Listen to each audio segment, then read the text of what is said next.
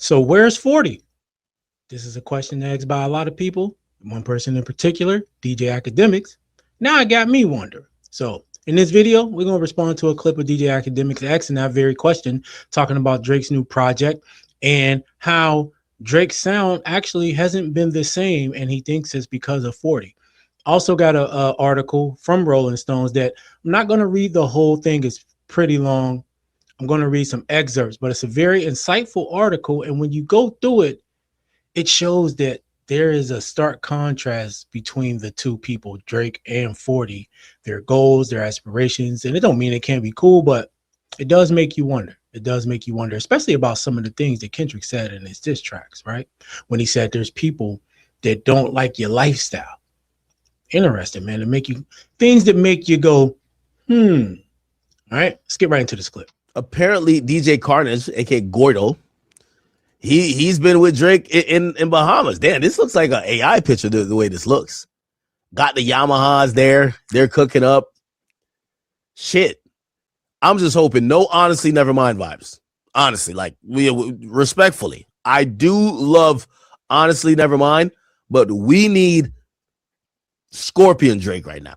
We need Scorpion Drake. I don't know, man. If the Iceman live streams is a preview, unless Drake is, trying to throw people off. But if that's a preview, I don't think those are the vibes you're going to be getting. Okay. You know who I haven't seen around Drake in a minute? Unless I'm tripping. This ain't 40, is it? Where the hell's 40? Like, I haven't seen 40. Wait, maybe he's just working on his stuff, not Iceman, right? Let me see what 40 been up to, bro. OVO 40. Like, I do want to say, like, I do feel like Drake's music sounds a little bit different. And I honestly believe the difference is 40. And maybe I'm just completely off base, and Drake fans don't kill me if I am.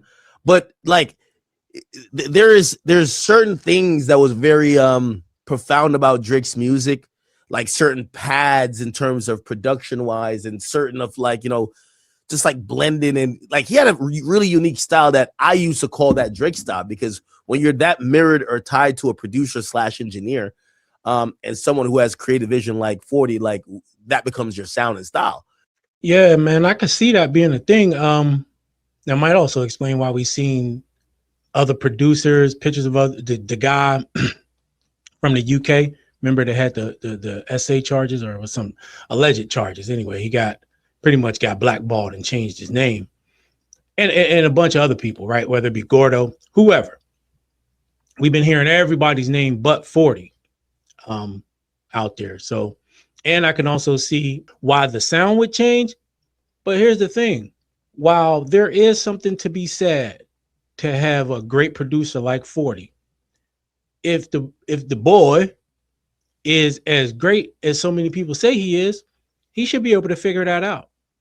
So who really was great, right? It's like the Brady and Belichick thing, right? Belichick was great as long as Brady was there. When Brady left, so did Belichick's greatness, pretty much. So was it Brady? Was it Belichick? Was it both of them? There might have been a mixture of the two, but I'm going to lean more toward it being about Brady. I think Brady would have succeeded like he did without Belichick, but I don't think the same could be said as far as Belichick succeeding as much as he did without Brady. I think that might be what we're looking at right here with Drake and 40, right? 40 is going to be great because he's the really, really talented one, and Drake is Belichick, Has he been around? Let me see. Some sexy songs for you. Did he do most of that stuff? Okay, yeah. I think I seen. Did I see 40? I thought I saw 40. Where's his name? 40. Am I tripping? Usually, wait. That's not.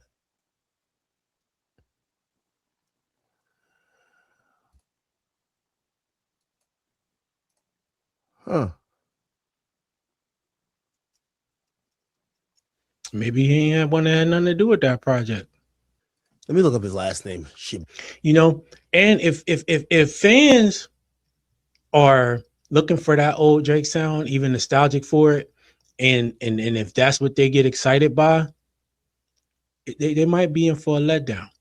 That doesn't mean that it won't be good music.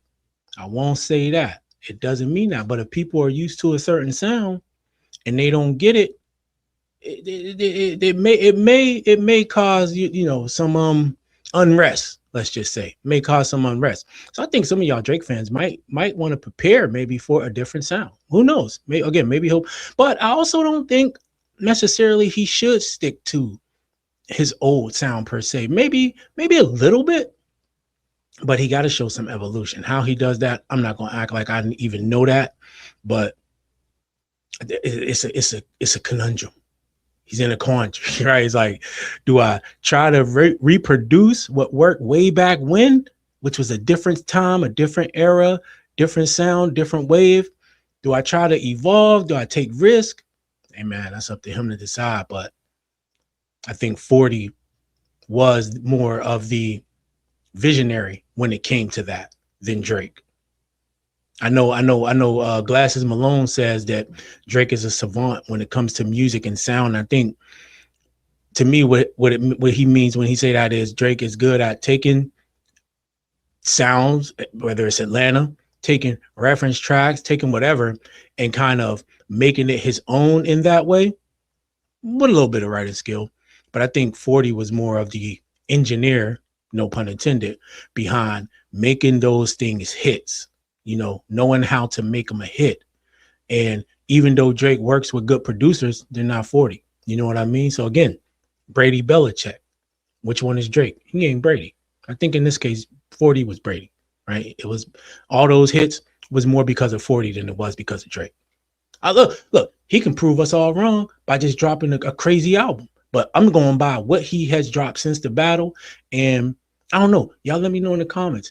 Has 40's name been behind any of those songs? That's what I'm curious to find out. And if Drake is still locked in with 40, why does he see the need to work with so many other producers? I don't know. We'll see. Deep. Okay. Spider-Man contains a sample written by. Oh, but that's only the sample. Did 40 not participate at all? All right, I must be tweaking. Am I tweaking, chat? Chat. Yeah, I think that Gordo picture was definitely AI. But chat, on some real shit, was 40 not involved with some sexy songs to you? I can't find him on any of the credits here. Noah Cadastre, I think that's the engineer. I'm tripping, right? Nah, you ain't tripping, Mike. Boy Wonder definitely was involved. Like, yeah. Wonder's gonna be in there somewhere. I forgot what Wonder's real name is, but yeah, I know he's in there somewhere. Huh. Let me see. Let's go back to 100 gigs. Okay. We see him on blue, red, green. Oh. He was on blue, red, green. For all the dogs, let me see. I'm just looking for 40.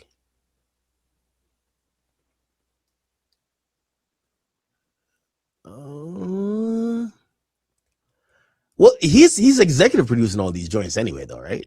Because he usually mixes the whole thing. Usually, yeah. So he's involved in For All the Dogs. Interesting. Definitely Her Loss he would be on too. Let me go to Her Loss though.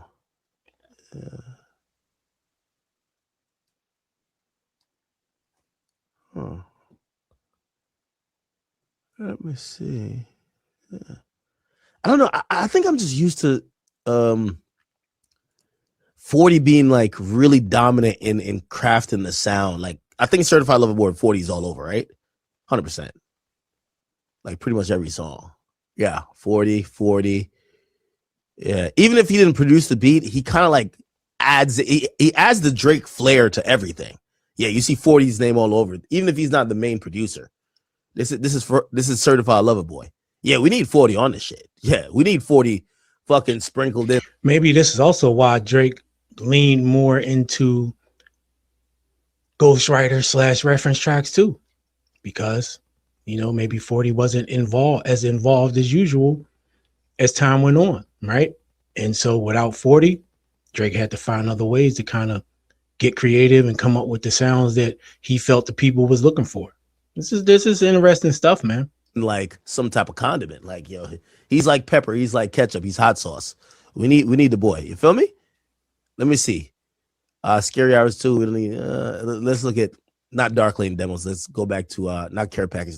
And I do gotta say, I know some of y'all gonna be like, I'm tripping by saying that 40 was Brady and Drake is Belichick. I know y'all gonna say I'm tripping. I already can see the comments now. But I'm gonna stick with that right now, man.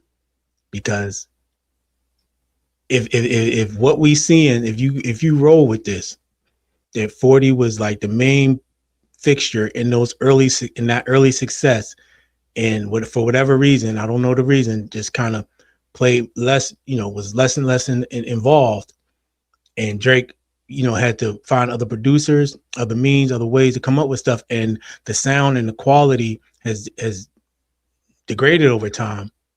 I mean, isn't that a safe assumption to make, right? That it was more of the person in the background with the creative vision and the technical expertise than it was. Not to say Drake ain't talented, right? About as far as singing, rapping, and writing and all that. That's not to say that Belichick is talented. It's just that with Belichick had all those Super Bowls without Brady. With Drake have had all that success, not say he wouldn't be successful, but would he be as successful without 40, especially in those early days? That's a question up for debate. Let's debate it. Go back to Scorpion. Scorpion's gonna be right there. I guarantee he's all over Scorpion. Facts, right? Yeah, everything has 40 on it pretty much. 40 or Boy Wonder. Yeah, 40 Boy Wonder, yeah. Yeah. Again, I know Drake is cooking up, but we need more 40. Facts. I'm telling you, 40 is the goddamn the Brady. The Brady of OVO. That's who 40 is. I'm standing on that shit. Y'all can tell me I'm wrong if you want. I ain't trying to hear it. Nigga. He's synonymous with the sound of Drake more than any producer for Drake. He would be like, let me see. Give me another artist and give me a producer that matches what you think 40 is for Drake. And I'm gonna say that 40 is the Brady because 40 is the real MVP, man. He's the original OVOs. Unless I'm wrong, but he's who you think of when you think of OVO sound, right? It'd be like Rick Ross and Maybach music, right? There's a certain sound, but he's like the originator of that, man. You know what I'm saying? Of that sound. So like all these other producers come in and we see what they producing. It's a different sound. A lot of people ain't feeling it. The staunch Drake fans are, but he's the real MVP, man. It's 40. Future Metro? But I've seen Future work with some other producers too and go crazy too. I don't know. Right. Am I tripping though? I'm looking at the album, Some Sexy Songs for You, and I don't really see much contribution for him. Yeah, we can tell he wasn't on that joint. Shit was trash. All right, now let's check out some main points from this article. Again, I'm not going to read the whole thing. I'm going to kind of go over a few things in it because honestly, and you guys should check it out and read it because, man, his priorities, his vision, the things he care about, stark contrast to Drake and who Drake is as a person, right? I mean, I'm just saying, y'all remember when Kendrick said this, right? And one of them is actually next to you, and two of them is practically tired of your lifestyle. Just don't got the audacity to tell you, but let me tell you. So I'm just saying, man, who he talking about? Who he talking about? Who tired of his lifestyle? Now, when we go over this little article, we're going to see that it's possible. I'm just saying it's possible. All right. So this is one line that I thought was interesting. It says, the larger than life success they have amassed is out of an artist's wildest dreams and nightmares. Too aware of his privilege, divine timing, and the sheer ambition and skill of his creative partner, Aubrey Graham, he contemplates the shame of capitalist reward in today's world of grief and absurdist juxtapositions. In the last year alone, his crew faced an attempted character assassination for the hip hop history books. In the span of the few months before that, he lost his father, Canadian director and legend Donald Shebib, and his mentor, teacher Les Bateman. All right, so he's dealing with some loss, plus he has his own health issues and things like that. So look, there could be a lot of reasons why he may play the background. I'm not saying it's just because him and Drake is at odds for any reason, but as we look into this article, there's a lot of reasons, honestly, where you might say, hey man, he just might feel like his path and Drake's ain't the same no more, right? Let's keep going. Now on this section where it says on identity, 40 Noah Shebib, my priority was never celebrity. I was around the arts from childhood. I didn't want anything to do with that shit. The only reason I engage in celebrity is to do my philanthropic work quietly. I would rather let the music talk than be a celebrity. I take that back a little. I do have a lot to say too. And you know what's funny? Who does this sound like it's more in line with? Drake or Kendrick? Right? Doesn't this whole outlook sound like it's more in line with somebody like Kendrick?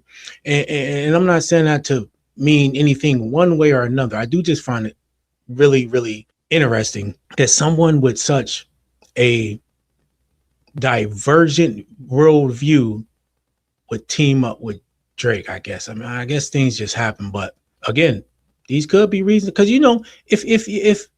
if what you want to do and if you feel like you're called to do something, and you're working with somebody who maybe just isn't on the same path, let's just put it that way, eventually, man, you're going to get to a point where you're just like, this just ain't what I want to do no more.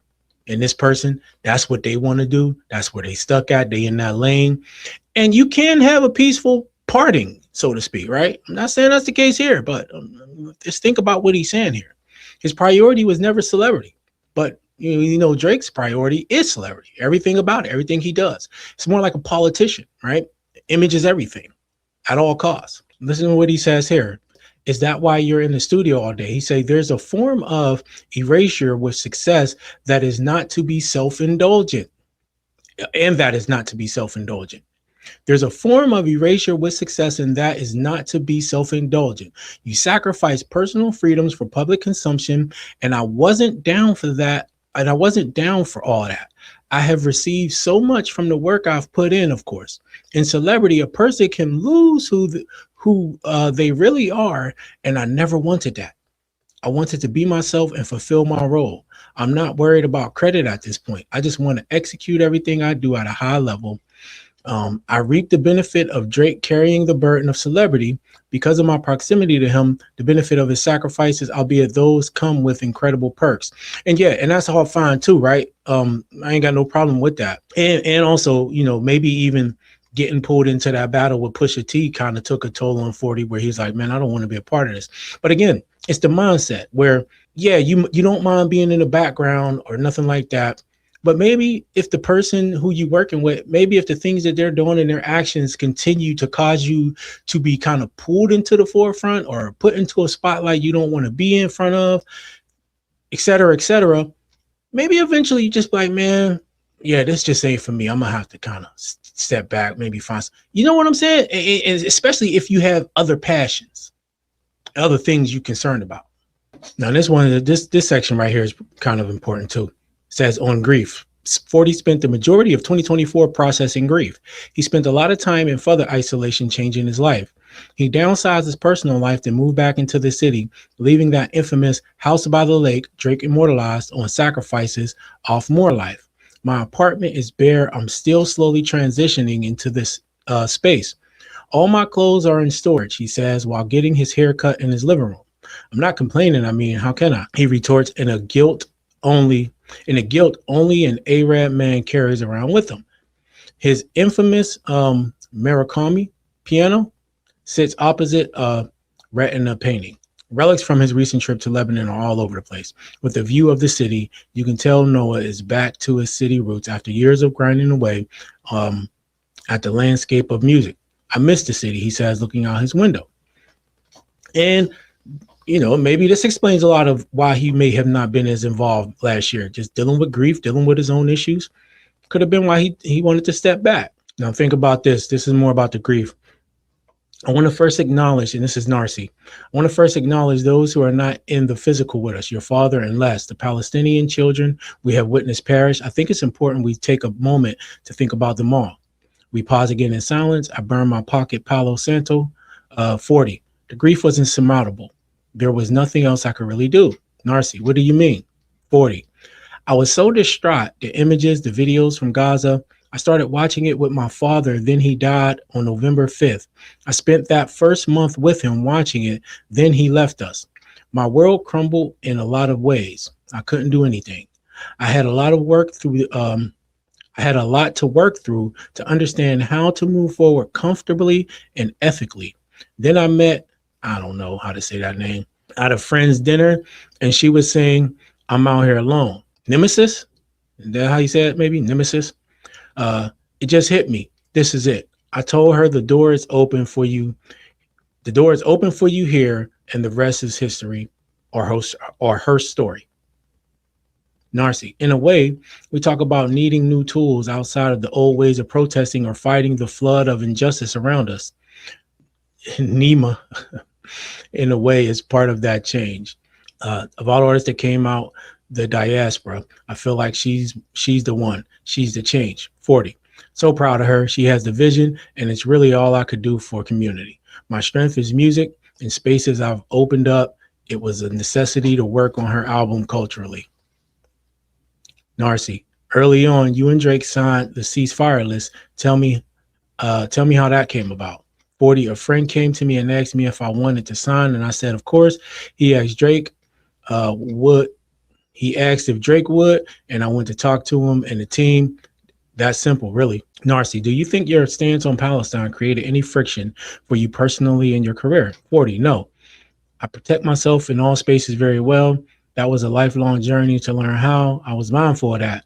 I'm also mindful that other people take great risks standing up against the occupation, and that is so inspiring to witness. I only work with one person, really. There was no one who can come in and tell us what to think and do. That is my privilege, to be vocal. I am proud of that and will do that to the death. Now, Narcy says, there is also the quote unquote beef. 40. What do you want me to say about that? None of those artists said shit about the state of the world. At a time like this, everything else is just noise. That is a very interesting statement, because yeah, you could take it of him saying it about Kendrick, but he would be saying the same thing about Drake too, right? What do you want me to say about that? None of those artists said shit about the state of the world. At a time like this, everything else is just noise. So I think it gives a insight into how he looked at the beef as a whole. Whether it be Kendrick or Drake, I wouldn't take it as him necessarily throwing shots. Some people might say, oh, he's throwing shots at Kendrick. I think I've seen that on X. I think he's looking at it overall. He's just saying overall, right? Because that's not his priority. And so I think he looks at it the same way when it comes to Drake, right? He's saying Drake ain't even saying shit about the state of the world, right? Now, Narcy responds, I feel like it brought up a lot for me as a person who teaches this and is a practitioner and visitor in the culture. It reeks of American exceptionalism and the erasure of culture identity in Canada, how a colonial entity like America within an industrialized arts business model can finger point and tear down Canadian Black identity when it suits it. See, and now this is a shot at us. This is definitely a shot at us. And this ain't what the battle was about. The battle was about two people, and those people being from different parts of North America and their viewpoints on things and how they move. Now, she's making it like this was a America versus Canada thing. And for some people, it might have been. But overall, that's not what it was about. Because look, you got to read this again. I feel like it brought up a lot for me as a person who teaches this and as a practitioner and visitor in the culture. It reeks of American exceptionalism and the erasure of cultural identity in Canada. That battle had nothing to do with American exceptionalism. And I know things that happened post-battle. A lot of that, honestly, was the byproduct of things that Drake did. Really, it really was, man. And you gotta accept that. Now, it just so happens Drake is from Canada, Kendrick is from America. So yes, people from America are going to champion their champion. But it had nothing to do with American exceptionalism, and it damn sure didn't have anything to do with the erasure of cultural identity in Canada. How a colonial entity like America within an industrialized art business model can finger point and tear down Canadian Black identity when it suits it. Yeah, this is just a lot of word babble bullshit. That's all this is. How Zionists run systems out of control. And I could be misunderstanding this whole thing, y'all, but if I feel like that's just what I'm getting from this. How Zionists run systems of control around the arts can serve you an untrue narrative through self-righteous, organized marketing campaigns. Yeah, no, these are shots. I don't think I'm misunderstanding this. These are definitely shots. Because you can't act like there wasn't self-righteous, organized marketing campaigns coming from the other side either, or like there still isn't. How the industry manufactures consent. I mean, obviously, I'm seeing it through the lens of the genocide in Gaza and how everything is falsifiable and the whole game is rigged. But imperialism is intrinsically tied to everything we do. Not that anyone is perfect. I mean, I'm a consumer too. Audiences were used on some gladiator shit to build up careers. That there is no justice really, nor is there perfection. There is only responsibility, and that is a lost art. It's just all so gross. You know, I don't think you should be drawing parallels between what's going on in Gaza and all of that to a rap battle. And that's the only thing I can take from this. There's also the quote unquote beef that follows directly after Narcy saying, "You built your own ship, Noah," pun intended. 40 saying, "This guy is good with words, eh?" Then Narcy, there's also the quote unquote beef. So there's got to be about the Kendrick and Drake beef. And I think first of all, it's just not, it's out of place to draw parallels between that beef and any political situation, let alone Gaza. It was just a rap beef of two of the biggest artists, and you're going to have fan bases on both sides. And yes, America is going to ride with their guy. But I don't like this whole part, man. I really don't. Making it way more than what it really was. And nobody was like shitting on Canada. You had people doing it. You got trolls. You got some people, fans that do that. But as a whole, for those of us who can see things for what they are, nobody's seen it this way. Nobody's seen this as a tear down of Canadian Black identity because it suited us. Come on now. Anyway, let's keep going. Now down here, this is 40 talking again. 40 says, "You know, the accolades and the awards, those are all based in racially biased systems, so they never really meant that much to me. I am an eternal student to Toronto. All I ever wanted was to take my teacher's lessons and turn them into something larger than life. From Lesson Gadget in the studio to Socrates on the MPC. Hope I said that right. But again, we see what really his priority is. And I'm only doing this to give insight into how 40 sees things and how that may clash with Drake's priorities and how he sees things. It doesn't mean they're not still friends or anything like that. But again, you can grow apart as a team, right? Some artists are not political. A huge pop artist won't move the needle really if they don't really care. 40. We never made political music or music about geopolitics. We always been an escape from those things. But there is a conversation to be had about responsibility of artists. How are you going to tell me how to make my art? He's always found a place to make music about escape and a connection. Everybody needs music at a time of despair, and that's what we serve. I love that that's what we represent artistically. There are other artists who speak on the world, and I love that music too, of course. It just makes you wonder, has he ever had that conversation with Drake, maybe about making a song about a certain topic, or maybe putting a certain topic in his music, and maybe Drake not wanting to do it? I mean, is it beyond the realm of possibility that he had this conversation with Drake and Drake just wanted to stick to the script? I think it's possible. This also tells me that somebody like 40 would actually like the kind of music that Kendrick puts out and the kind of topics that Kendrick addresses. Does this not? Then Narcy says, "Your proximity to the team can reflect your humanity. It's not political to me only. It's human." 40 responds, "In the music industry, we're essentially packaging, exploiting people and culture for money in the form of music. So how do you give back? I am only responsible for myself and what I have done. So how do I channel my blessings and share them? A lot of people start with public programming, and that's a big lift for me. I can just show up and take space from people who have been doing community work for decades. I didn't want to just show up as a celebrity. I wanted to show up as Noah. I wanted to leverage my soft global power and draw attention and get money to fund the existing community organizations. The Justice Fund was to streamline those dollars into the right hands. Even in these spaces of philanthropy, there is a lot of grifting. So I wanted to change that with Giannis as much as we can. Now, this is a really insightful statement too. In the music industry, we're essentially packaging and exploiting people and culture for money in the form of music. Straight from the motherfucking horse's mouth, man.